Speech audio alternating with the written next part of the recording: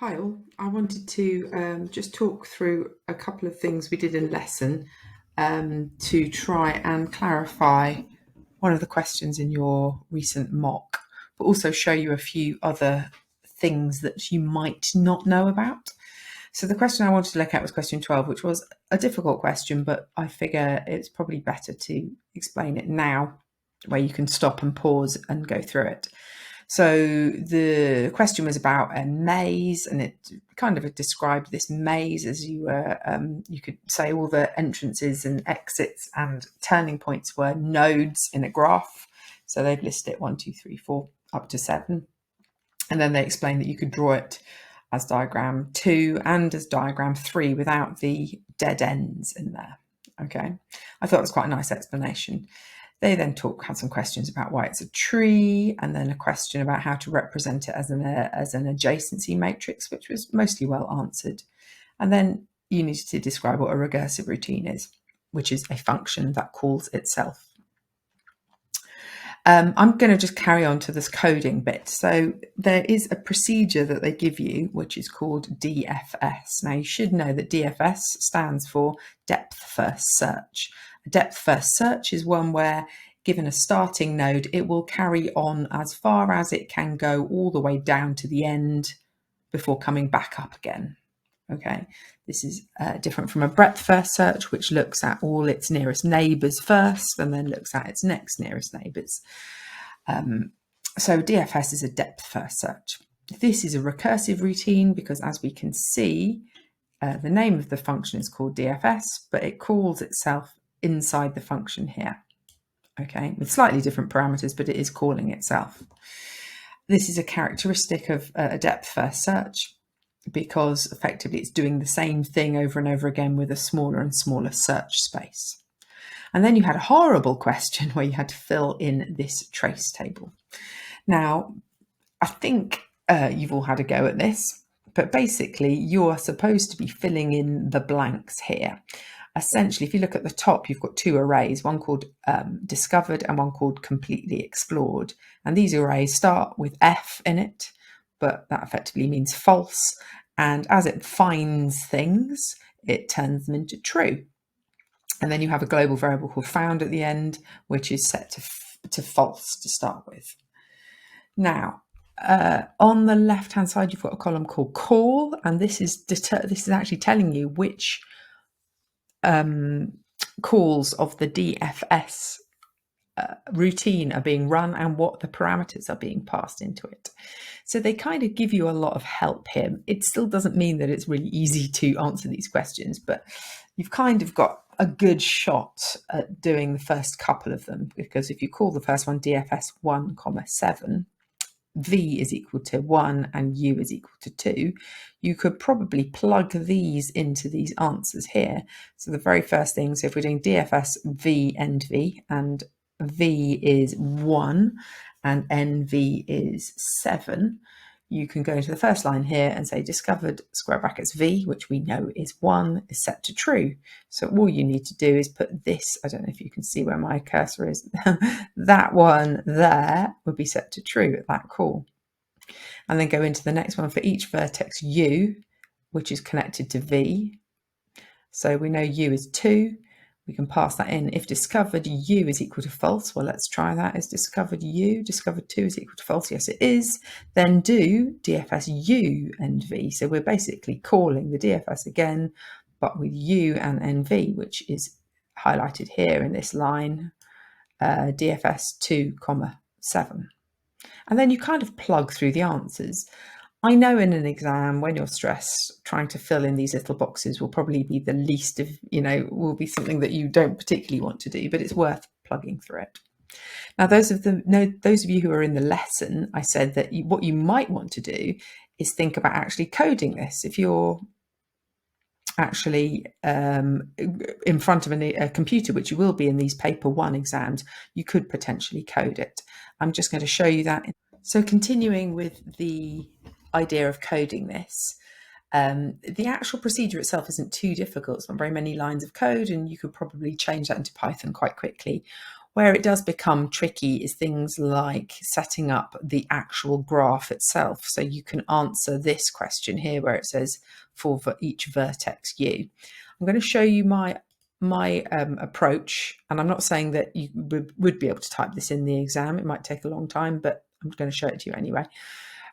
Would be to represent the graph as a 2D array. This is effectively making the graph an adjacency matrix, which you should have done in, let me find the question again, you should have done up in this part here, which if I look at the mark scheme, that is effectively what I've just done in my code.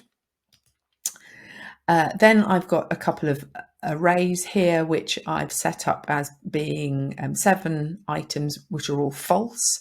And I've set up a global variable called called found, which is equal to false. And then I've declared a function called DFS with v and endv using the same algorithm that we've got in our code here. Okay.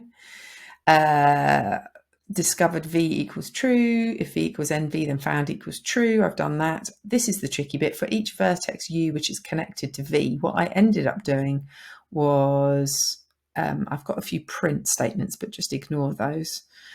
This bit here, so I'm saying, I'm grabbing, first of all, on line 23, the vertex, which is effectively this row, or whatever row I'm on, and that vertex is a list of all the connections I have. And then for I in range length of vertex, if vertex is I is equal to 1, I found a connection. So that little bit there is the same as that for loop in the code. I've also put some printing in there because otherwise, you know, the actual algorithm doesn't do a great deal on screen. So I've put a load of prints in there. If it finds a connection and it hasn't been discovered yet, then it calls the DFS again. Okay. The slight problem I had here again is that annoyingly AQA set their arrays to start from 1 and normally arrays start from 0. So I have had to just redraw my paint here so that everything starts from 0. So 0, 1, 2, etc. Okay, I've just got that so that we can show that when we're running it. Let's just run this as it is here. So if I stop and run again, here we go. You get a whole load of output coming out, but you could hopefully see that when we run DFS 06, which was 17 in the exam, you can see if immediately it sets that first discovered item to true while the rest are false. Then it goes and calls DFS 16 again. I've got lines in between each run of the DFS, and then it sets the second one to true. If I get the paint up and move this to one side, it then discovers when I'm running 16 that it's found 2 connections from 1 to 0 and 1 to 2. It doesn't do DFS 06 again because we've already discovered it, so it doesn't need to track it again. So it just calls it for this branch here, the 2. I don't know if you can see my mouse. No, you can't. So it calls it for the branch 2.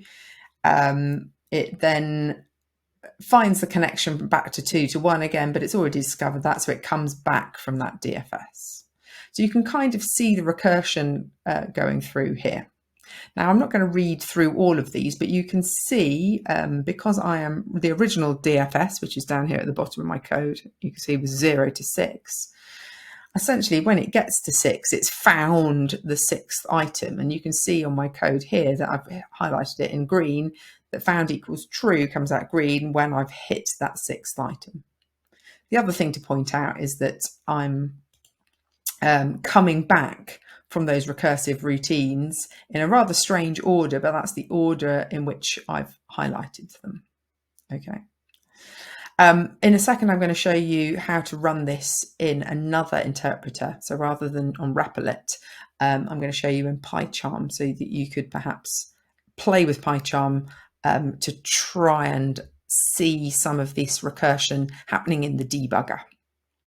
Okay, I'm going to just continue with the depth first search algorithm, but I also wanted to show you this IDE that I sometimes use. Replit is great, but if you want to do anything a bit more professional, PyCharm has some great advantages. A lot of students still carry on just using Replit or the one that comes bundled with Python, which is called Idle. But PyCharm is quite a nice one to use, and we'll be using it on the dev server if you want to use this one.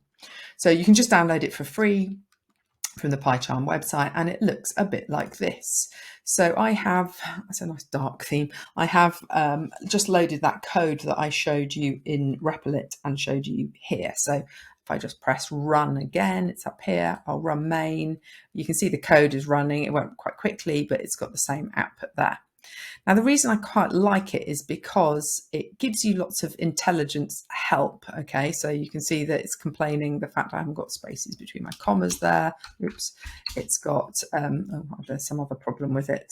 There we go. Oh, it's expecting 2 blank lines. There are certain kind of formatting rules that it likes. I don't know why it's complaining about DFS. It should be in lowercase. Oh, all right. Sometimes it's a bit naggy, but it does give you some nice help. So if you are looking for help on a particular module, you can use the IntelliSense features there. Anyway, the thing I wanted to show you, apart from the fact you've got a nice dark mode and color schemes and things like that, is it's got a really good debugger in it. So if I wanted to step through my code, I can just put some breakpoints in my code here. And then instead of just doing run, I can do debug here. So if I do debug main, you'll see the debug console appear here. Now, you might not have looked at a debugger before, but it does give you a really good help with looking at what the variables are set to. So here we can see discovered is a variable 7-item variable array that stores false in it. And then we've got the graph that's printed out like this, so we can actually watch what happens as we step through. So if I click into step into, you can start to see, let's see what's happening. Right, DFS is being run there. And if I step into it again, we can see, hang on, I'm missing something. Oh, I need to go up to module, there we go, to see the variables. So if I step into it, I can see that, there we go, it's got the vertex, which was the row.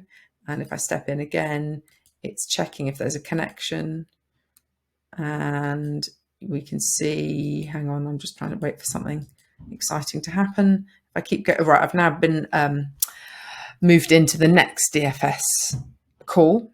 So if I go up to module, you can see that the first discovered has been set to true. And as I keep stepping through, I can see, let's see what else I can see. I'm just kind of stepping through quite quickly just to show you something hopefully important. And if I go in here, I can see that I've got 2 trues in my discovered list, like so.